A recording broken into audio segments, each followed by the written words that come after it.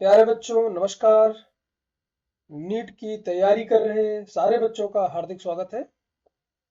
बच्चों आज मैं अपने इस वीडियो लेसन में बात करूंगा फाइलम इकाइनोडर्माटा की। इससे पहले हमने जितने भी फाइलम थे सारे कवर कर लिए हैं, हमारे प्लेलिस्ट में अवेलेबल है वीडियो लेक्चर्स, आप उन्हें जाकर कर देख सकते हैं। अगर आप चैनल पे नए हैं तो सब्सक्राइब कर सकते हैं ताकि आपको मैं जैसे अपलोड करता हूँ नए नए वीडियोस आपको मिलते रहें। तो बच्चों मैं हूँ डॉक्टर नूतन प्रकाश विश्वकर्मा। मेरी क्वालिफिकेशंस, मेरा ईयर्स ऑफ टीचिंग एक्सपीरियंस उम्मीद करता हूं कि आपके लिए मददगार साबित होगा आपके सपनों को पाने के लिए। आपको डॉक्टर बनाने में मेरा योगदान हो सकता है, अगर आप चाहे तो ले सकते हैं। तो चलिए बच्चों टाइम ना वेस्ट करते हुए मैं स्टार्ट करता हूं आज का फाइलम इकाइनोडर्माटा। अगर बच्चों फाइलम इकाइनोडर्माटा की बात करें तो जब भी आपने नाम तो जरूर सुना होगा डर्मेटोलॉजिस्ट। जैसे डर्मेटोलॉजिस्ट की मैं बात करता हूं मतलब आप समझ जाते हैं कि ऐसे डॉक्टर जो स्किन एक्सपर्ट होते हैं। तो इसी में इसका नाम है इकाइनोडर्माटा। मतलब डर्माटा मतलब कुछ स्किन जैसा तो लगता है कि स्किन से रिलेटेड कुछ है। और इकाइंस का मतलब होता है बच्चों स्पाइन मतलब कांटे। मतलब ऐसे एनिमल्स जिनकी स्किन के ऊपर कांटे जैसे स्ट्रक्चर्स पाया जाता है। एक्चुअली में वो कांटे होते नहीं है, अभी आगे हम बात करेंगे। लेकिन कांटे जैसे आपको स्ट्रक्चर्स दिखाई पड़ रहे होंगे। ये आपको स्टार फिश मिल रहा है। स्टार फिश आपने देखा होगा अगर कभी आपने मैरीन जो भी कभी बीचेस वगैरह कभी आपने अगर एक्सप्लोर किया होगा तो आपको पता चला देखेंगे, आप कभी कभी दिख जाएगा आपको कि स्टार फिश है वो बह के आ जाते हैं किनारे पे, तो आप देख सकते हो। ये इसको ब्रिटल स्टार बोलते हैं।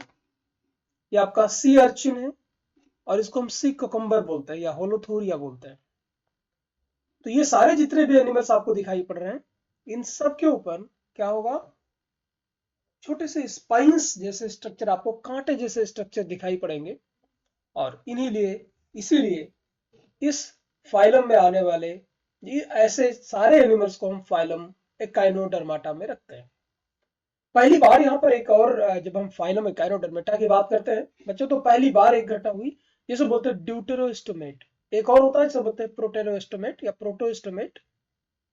उसमें क्या होता है कि जब भी किसी एनिमल का डेवलपमेंट हो रहा होता है तो जब माउथ का फॉर्मेशन पहले होता है तो उसे बोलते हैं प्रोटोस्टोमेट।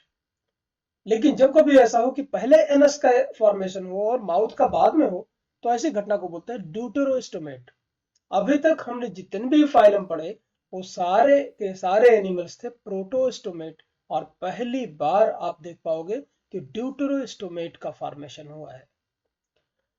दूसरी अगर हम इकाइनोडर्मेट्स की बात करें तो इकाइनोडर्मेट्स में बहुत ही बढ़िया पावर ऑफ रीजनरेशन पाई जाती है। पावर ऑफ रीजनरेशन का मतलब बड़ा साफ है बच्चों, आपको पता होगा अगर छिपकली को कभी आप दौड़ा लेते हो तो उसकी पूंछ है ना गिर जाती है और आपको लगता है कि ये शायद मेरे हर्ट करने से वो हुई है, लेकिन ऐसा नहीं है।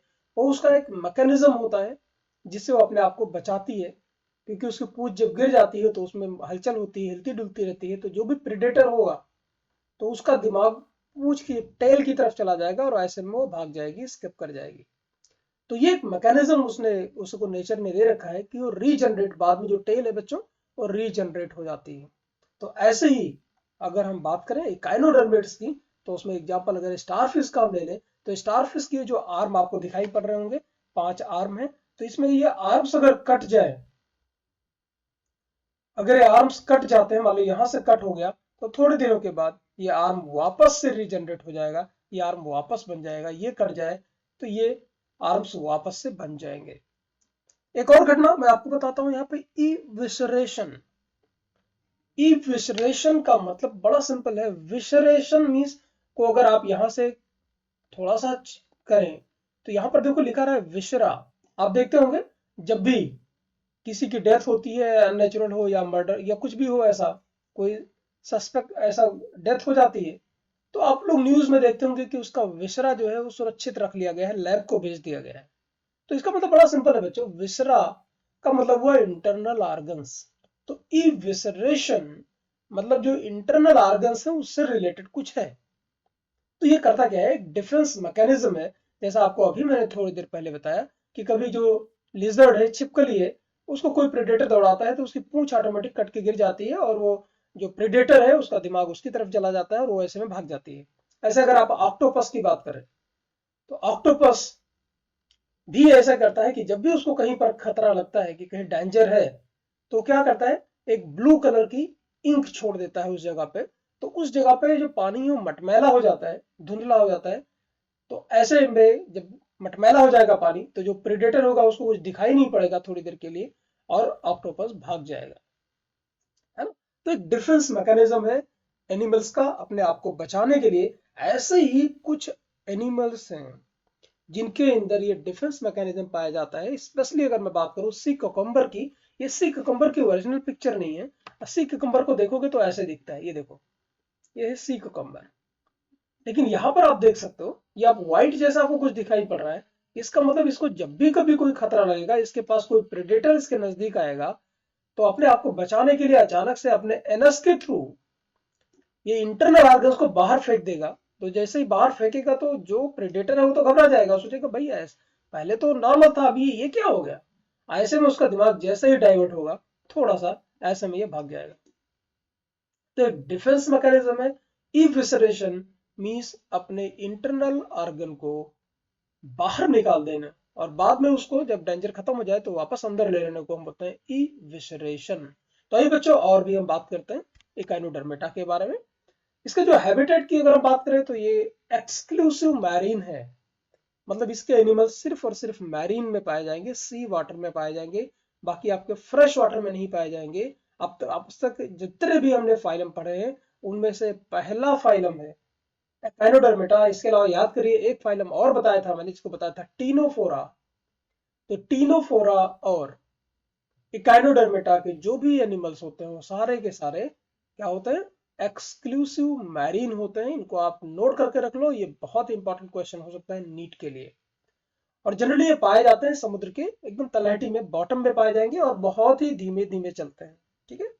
शेप की बात करें तो शेप में आप देख सकते हो, आपके सामने बहुत सारे पिक्चर्स लगा रखे हैं मैंने। एस्टेरियास, एस्टेरियास एक जीनस है, इसकी में बहुत सारे आपको स्पीसीज मिलेंगे। उसको स्टार फिश बोलते हैं या इसको सी स्टार भी बोलते हैं। इसमें अलग अलग कलर के आपको मिलेंगे, मतलब स्पीसीज बहुत सारी हैं इसके अंदर। ऐसे एकाइनस, ये भी जीनस है, इसमें भी बहुत सारी स्पीसीज है। सी अर्चिन बोलते हैं इसको। होलोथूरिया, होलो या इसको सी ककम्बर बोलते हैं। एंटीडॉन, ये भी जीनस है। इसको फेदर स्टार बोलते हैं, देखो ये एकदम फेदर जैसा दिखाई पड़ रहा है आपको, राइट। तो अनसेगमेंटेड होते हैं, इनमें कोई सेगमेंट नहीं पाया जाता। बॉडी शेप स्टार लाइक हो सकती है, सिलेंड्रिकल हो सकती है, मेलन जैसी हो सकती है, डिस्क जैसी हो सकती है, और फ्लावर की तरह हो सकती है। तो इनकी जो बॉडी शेप है वो बहुत अलग अलग है, इसमें डाइवर्सिटी काफी है। सिमेट्री के बच्चों में बात करें तो यहाँ पर एक बड़ी यूनिक घटना हो रही है, क्योंकि आपको पता है कि जो बायलेटरल सिमेट्री है और रेडियल सिमेट्री है, तो जितने एडवांस ऑर्गेनिज्म होते जाएंगे उनमें बायलेटरल सिमेट्री होती है, जैसे हमारे अंदर। तो बायलेटरल सिमेट्री जो है वो एक एडवांस जो है एनिमल का, डेवलप्ड एनिमल का, वेल डेवलप्ड जो एनिमल्स है उनके कैरेक्टर से। तो लेकिन इसमें एक चीज ये होती है कि जो इकाइनोडर्म्स है इनका जो एडल्ट है वो तो रेडियली सिमेट्रिकल होता है। रेडियली सिमेट्रिकल आप देख सकते हैं, अब स्टारफिश दिखाया मैंने, देखो रेडियल सिमेट्रिकल है। आप सी अर्चिन की बात करें, होलोथूरिया की बात करें, तो ये सारे के सारे रेडियल सिमेट्री शो करते हैं। लेकिन उसका जो लार्वा होता है वो ज्यादा एडवांस होता है, और वो बाइलेटरल सिमेट्री दिखाता है। ये बड़ी यूनिक फीचर है, इसे आप जरूर याद रखिएगा। रेडियल सिमेट्री शो करता है एडल्ट, लेकिन बाइलेटरल सिमेट्री शो करता है लार्वा। जर्म लेयर और लेवल ऑफ ऑर्गेनाइजेशन की बात करें तो हम काफी दूर तक पहुंच चुके हैं, बहुत सारे डेवलप हम पढ़ चुके हैं पहले से। तो इसमें से आपको बिल्कुल याद करने की जरूरत नहीं, ये है आपके ट्रिप्लोब्लास्टिक होंगे, सीलोम भी होगा, और organ system level of organisation भी पाया जाएगा। एंडोस्केलेटन की हम अगर स्केलेटन की बात करें बच्चों, तो स्केलेटन एंडोस्केलेटन होंगे, और कैल्शियम कैलकेरियस प्लेट के बने होंगे, कैल्शियम के बने होंगे, और इसलिए इनको स्पाइनी बॉडी भी बोलते हैं। देखते हैं आगे बॉडी वॉल की अगर हम बात कर लेते हैं और भी। तो एपिडर्मिस जो होती है वो सिंगल लेयर की होती है, सिलिएटेड होती है। इट ओवरराइज ए थिक डर्मिस, और एपिडर्मिस के ऊपर क्या होता है, डर्मिस होता है, उसमें मीजोडर्मल एंडोस्केलेटन होता है, कैलकैरियस प्लेट जिसको मैं बताया ओसाइकिल, को ओसाइकिल बोलते हैं। तो इसीलिए आप देख सकते हो कि जो एंडोस्केलेटन है ये बॉडी वॉल के बाहर आ जाता है, इसीलिए आपको एक कांटे जैसा स्ट्रक्चर दिखाई पड़ता है। ऑस्किल से ये बोन्स ही है, और ये आपको दिखाई पड़ जाती है, इसीलिए आपको इनको नाम रख दिया हमने इकाइनोडर्मेट्स। इसके अलावा क्या होता है कुछ कुछ एनिमल्स में, ये जो बोन्स आपको दिखाई पड़ रही, बोन प्लेट्स आपको दिखाई पड़ रही, ये स्पेशलाइज हो जाती हैं और वो अलग अलग एनिमल्स में उनको अलग अलग नाम से जानते हैं। जैसे मैं आपको एग्जाम्पल दिखाता हूँ, जैसे पेडिसिलिरियाई, ये पाया जाता है सी स्टार में या स्टार फिश में और सी अर्चिन्स में पाया जाता है। तो पेडिसिलिरियाई या स्पाइंस जो होता है ये मॉडिफाई हो जाता है और पिंसर जैसा स्ट्रक्चर बनाता है और जिससे वो प्रेडेटर को पकड़ने के काम में आता है।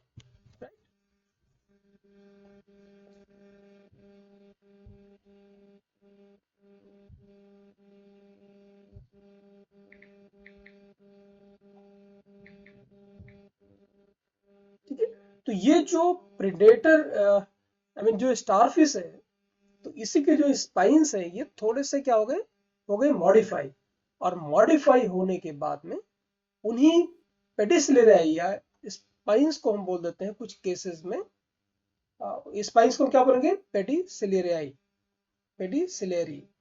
ओके, और दूसरा एग्जांपल अगर आप देखेंगे, तो अगर हम एक एग्जांपल दें, लाइक फीडिंग ऑर्गन के रूप में कन्वर्ट हो जाता है ये, इसको एरिस्टोटल लैंटर्न बोलते हैं और सी अर्चिन के केस में पाया जाता है। तो सी अर्चिन को अगर आप देखेंगे तो उसमें जो ये ऑसिकल्स हैं ये मॉडिफाई हो जाते हैं, जो कि प्रे को कैप्चर करने के काम में आते हैं, और उसी ऑर्गन को हम बोल देते हैं, क्या बोल देंगे, एरिस्टोटल लैंटर्न। लैंटर्न का मतलब क्या हुआ, लालटेन। तो लालटेन की तरह इनका, लालटेन अगर आपने बच्चों ने देखा होगा तो उन्हीं को हम, अरिस्टोटल ने सबसे पहले, शायद अरिस्टोटल ने किया देखा था या क्या, उन्हीं के शायद नाम पर इसको अरिस्टोटल लैंटर्न नाम रख दिया गया है। ठीक है, चलिए आगे बढ़ते हैं। तो ये हमने देखा कि ये ऑसिकल्स है जो बोन से वही बाहर आ जाती है, इसीलिए स्पाइनी आपको एक स्ट्रक्चर मिलता है।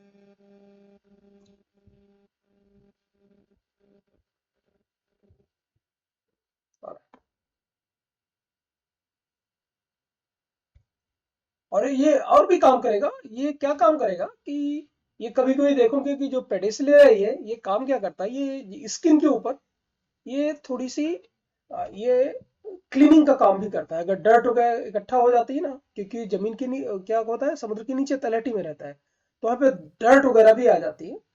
और दूसरा आपको जो मैंने बताया थॉट, तो थॉट का मतलब क्या है कि ये, अब चूंकि ये बोनी है प्लेट से, उसी का मॉडिफिकेशन है, तो प्रीडेटर को, अब ये चूंकि बोन जैसा हार्ड जैसा स्ट्रक्चर होगा, तो इसको जो खाने वाले हैं प्रीडेटर, उनसे भी बचाता है ये आपके स्टारफिश को।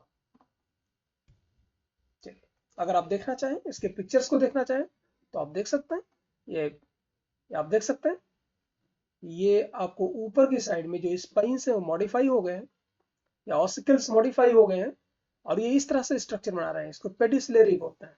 अब पेडिसिलरी में ये जो स्ट्रक्चर आपको दिखाई पड़ रहा है, ये इसमें मूवमेंट अगर होगा तो क्लीनिंग भी हो जाएगी इसकी आउटर सरफेस की, प्लस अगर कोई प्रेडेटर इसकी तरफ आएगा तो उससे भी सुरक्षा कुछ हद तक ये स्टारफिश को देगा।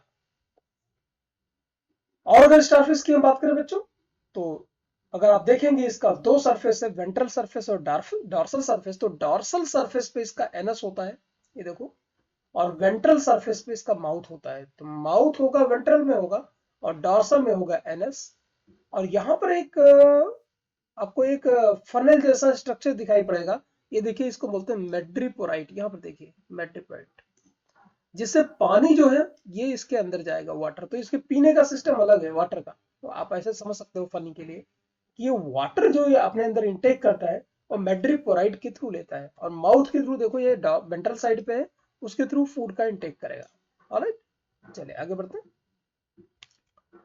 तो और देखते हैं कि इसके अंदर अपेंडेजेस कौन कौन से होते हैं। तो अपेंडेजेस की अगर हम बात करें, तो इसके पास होता है ट्यूब फीट, ट्यूब फीट या इसे पोडिया बोलते हैं। और ये बेसिकली लोकोमोशन के तो काम आते ही आते हैं। ये देखो, ये आपको जो दिखाई पड़ रहा है, इसी को एनलार्ज कर दिया गया है यहाँ पर। इसका आउटर, ये ऊपर वाला पार्ट है, इसको एम्पुला बोलते हैं, नीचे वाला इसको पोडियम बोलते हैं। और है ना, तो यहां से भी देख सकते हो, इस साइड में देखो, यहाँ पर एम्पुला दिखाई पड़ रहा है, नीचे आपको पोडियम दिखाई पड़ रहा है, ये वेंट्रल साइड में होता है। और इसी में क्या होता है, वाटर या तो भरा होगा या तो वाटर नहीं भरा होगा। तो वाटर जब इसमें से निकाल लिया जाए बच्चों का, इसमें वाटर फिल है, अगर इसमें वाटर निकाल लिया जाए और ये सरफेस है, ये सरफेस के पास है, समुद्र के पास ये सरफेस है, और इसमें वाटर अगर निकल गया तो क्या होगा, यहाँ पे सक्शन क्रिएट हो जाएगा, वैक्यूम क्रिएट हो जाएगा और ये सरफेस से अटैच हो जाएगा। अब इसके बाद वाला जो ट्यूब फिट है उसमें पानी भर जाएगा, तो वो क्या हो जाएगा, वो उसका सक्शन खत्म हो जाएगा और ऐसे आगे रहेगा।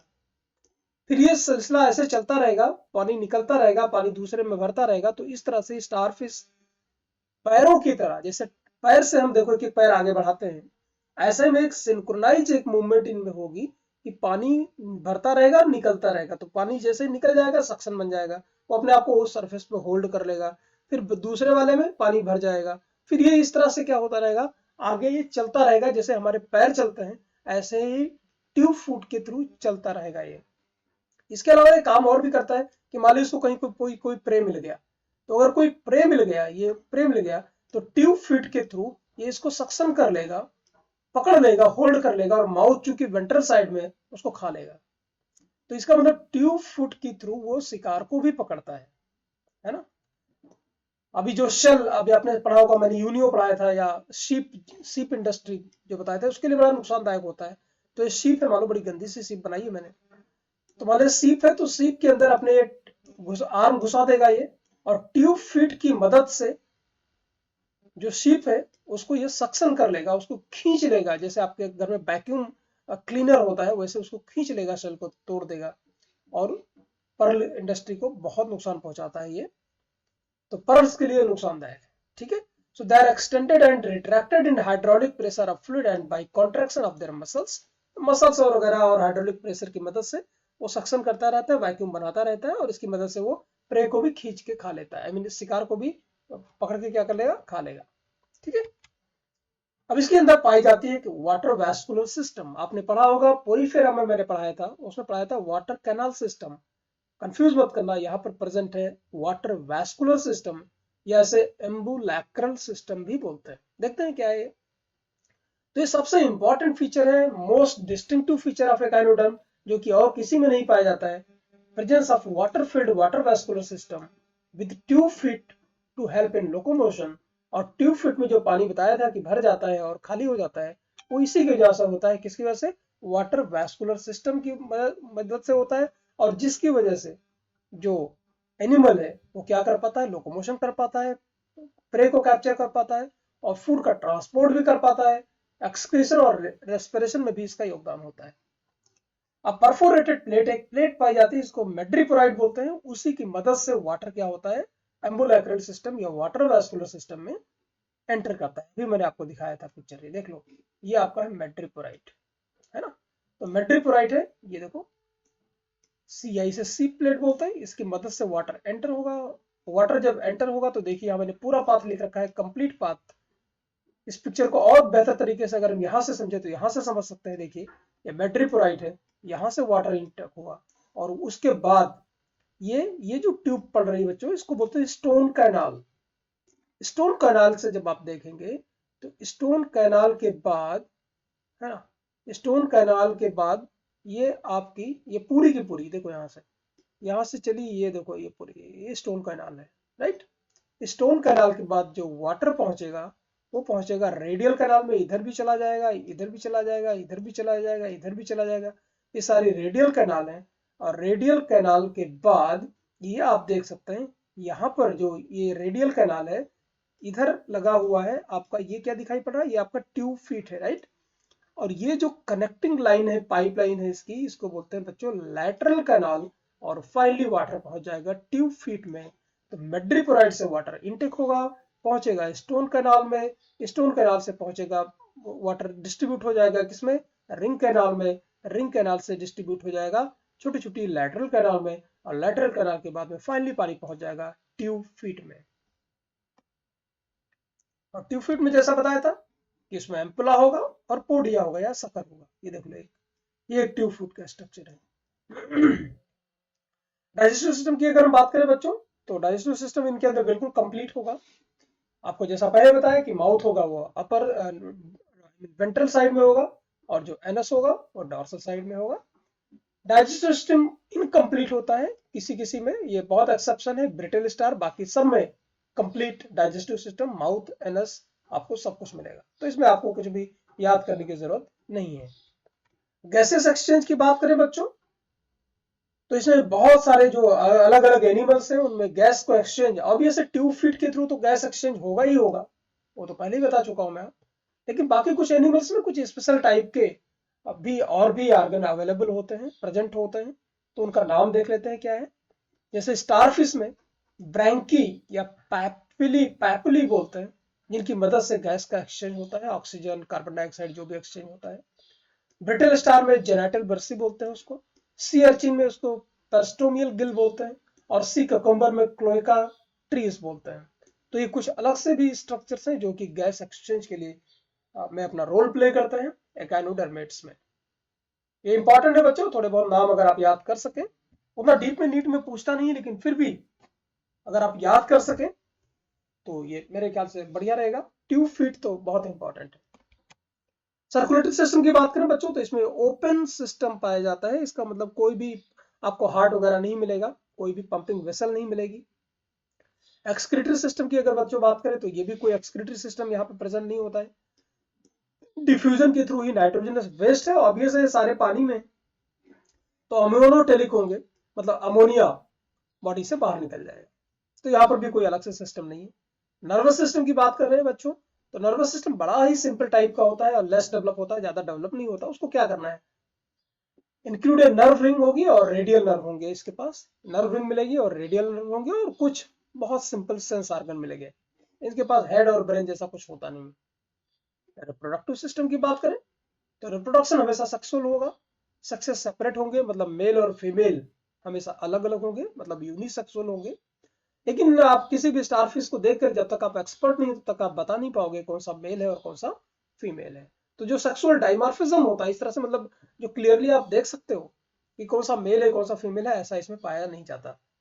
फर्टिलाइजेशन एक्सटर्नल होता है बच्चों। एक्सटर्नल का मतलब बड़ा सिंपल है कि जो एग है वो इसके बॉडी से बाहर आ जाएगा स्टारफिश के, फीमेल के, और मेल से स्पर्म आ जाएगा बाहर, और पानी में ही दोनों मिल जाएंगे क्योंकि सेम स्पीसीज के हैं, तो उनमें कुछ केमिकल अट्रैक्शन होता है और वो आपस में एक दूसरे को रिकॉग्नाइज कर लेते हैं और वो फ्यूज हो जाते हैं। तो फर्टिलाइजेशन होगा टोटली एक्सटर्नल होगा। पीनस या वजाइना जैसे कोई स्ट्रक्चर इनमें प्रेजेंट नहीं होते जिनकी मदद से इनमें मेटिंग हो सके। और डेवलपमेंट होगा इनडायरेक्ट होगा और फ्री स्विमिंग लार्वा बनेगा। तो लार्वा इससे बड़े इंपॉर्टेंट है, अगर आप याद कर सकें। ये देखिए बाइपिनेरिया लार्वा है। अलग अलग एनिमल्स में इनको अलग अलग नाम देते हैं। जैसे स्टारफिश, अभी आपको थोड़ी देर पहले बताया था मैंने कि जो स्टारफिश होता है उसमें रेडियल सिमेट्री होती है एडल्ट में, लेकिन जो उसका लार्वा होता है उसका नाम है बाइपिनेरिया, ये फ्री स्विमिंग होता है। आप देख सकते हो क्लियर कट इसके अंदर आपको बाइलेटरल सिमेट्री मिलेगी। ये बहुत ही इंपॉर्टेंट है, इसे आप याद कर लीजिएगा। ऐसे सी अर्चिन का भी लार्वा है, इसको एकाइनोप्ल्यूटियस बोलते हैं, फेदर स्टार के अंदर होता है, डोलियोलोरिया बोलते हैं, डोलियोलेरिया। ब्रिटेल स्टार का है ओफियोप्ल्यूटियस, सी ककम्बर का होता है ऑरिकुलेरिया। लेकिन अब bipinnaria is most important, please do remember. आगे देखते हैं, क्लासेस देख लेते हैं। कितने क्लासेस डिटेल में नहीं पढ़ने, लेकिन फिर भी आपको थोड़ा थोड़ा आइडिया रहना चाहिए, इसलिए मैं बता देता हूँ। तो क्लासेस को चार, बहुत और ज्यादा क्लासेस हैं लेकिन मैं मेनली आपको चार बता रहा हूँ। तो स्टारफिश है, तो स्टारफिश को का जो जीनस है उसका नाम है एस्टेरिया, इसीलिए इसका जो क्लास है वो एस्टेरोइडिया है। इसको स्टारफिश या सी स्टार बोलते हैं। नेक्स्ट है ब्रिटेल स्टार, इसका जीनस है ओफ्यूरिया, तो इस शायद क्लास में ये ओफ्यूरोइडिया में है, इसलिए इसका जीनस का नाम ओफ्यूरिया है, ओफ्यूरा है। ठीक है, बहुत सिंपल है। ऐसे एकाइनस है, तो ये क्लास को बिलोंग करते हैं एकाइनोइडिया। होलोथुरिया है, सी ककम्बर का जीनस है, तो इसीलिए इसको हमने क्लास में रखा है होलोथुरोइडिया। तो ये क्लासेस हैं एकाइनोडर्मेटा के। उम्मीद करता हूं कि आपको फाइलम एकाइनोडर्मेटा बहुत अच्छे से समझ में आ गया होगा। अगर आपको हमारे साथ जुड़ना है नोट्स के लिए, टेस्ट सीरीज ज्वाइन करना चाहते हैं आप अपने रेगुलर प्रैक्टिस के लिए, तो आप हमें संपर्क कर सकते हैं। आप चैनल को सब्सक्राइब जरूर करें। अपने सोशल मीडिया पर अगर आप शेयर करते हैं तो बड़ी अच्छी बात होगी। उम्मीद करता हूं कि आपके नॉलेज में मैं कुछ कंट्रीब्यूशन दे पाऊंगा। मिलते हैं जल्दी ही नए नोट्स में, तब तक के लिए नमस्कार, धन्यवाद।